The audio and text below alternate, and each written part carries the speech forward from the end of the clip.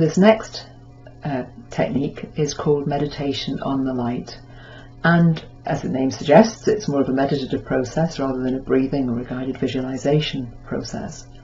And how it works is very simple. You get yourself a nightlight or a candle and place it on a table or somewhere safe where it won't get knocked over or it won't set light to anything else, and you light it and you sit.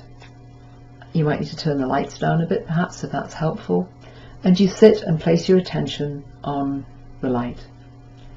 And as you're sitting there just focusing on the light, you may find that your mind wanders, in which case just bring it back to that meditative stance, that process there, just looking and observing the light.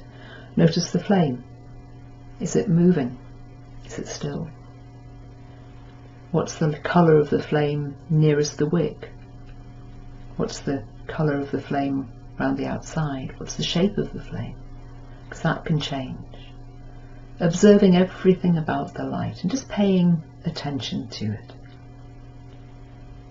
If it's a nightlight, you might notice what's happening with the wax as it burns, as the flame burns and that wax melts. How does it change? What happens when it becomes liquid? And think about the transition from a solid state to a liquid state. And then actually as the flame burns, it uses that and turns it into light, and then turns it into what? Particles.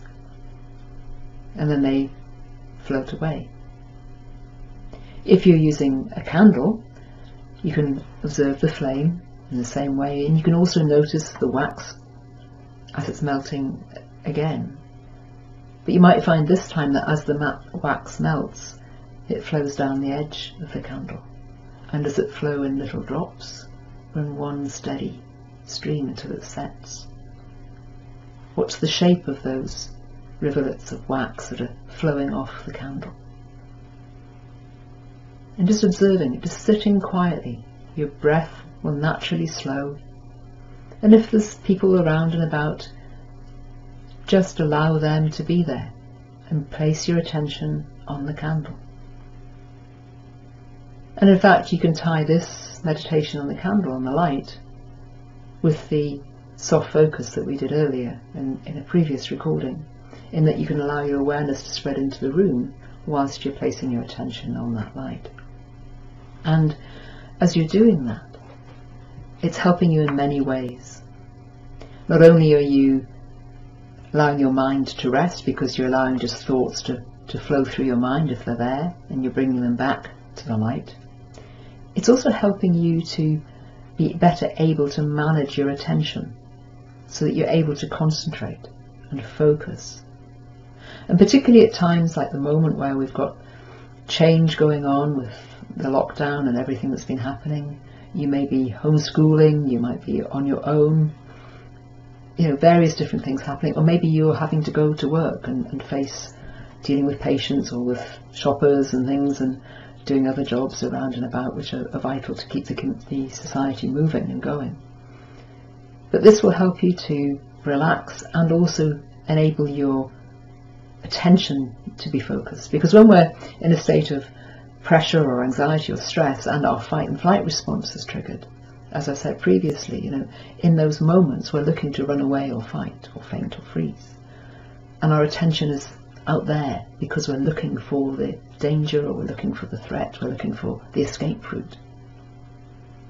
And the last thing we want to do when we're in that state is actually concentrate for a long period of time on something, because our brain wants us to be on alarm, on alert. And so by practicing something like this and other meditation techniques, you're actually helping you to be able to be more focused, able to be calmer, able to manage your attention, so that yes, although you might well be feeling under pressure, you can bring your attention to a point and manage your thinking in a way that perhaps you wouldn't have been able to do previously. And so by practicing this meditation on the light, by placing your attention on the flame and what's happening as it burns, starting off perhaps you might only manage a minute or minute or two at the first time you try it, the first few times you try it. The more you do it, the longer you'll be able to do it. And that will help you to be more focused, more calm, being able to manage your responses. There actually are physical changes that go on in the brain when people meditate, when people practice mindfulness. And this is a way of doing it in a fairly easy way.